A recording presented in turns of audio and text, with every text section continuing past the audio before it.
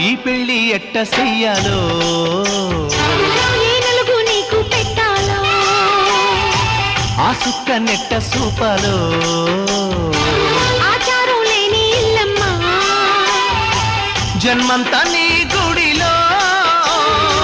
వెలిగిన ఈ దీపం అడుగుతూ ఉన్నది ఒకే వరం ఆ తల్లికి ఐదో తనం గంగమ్మ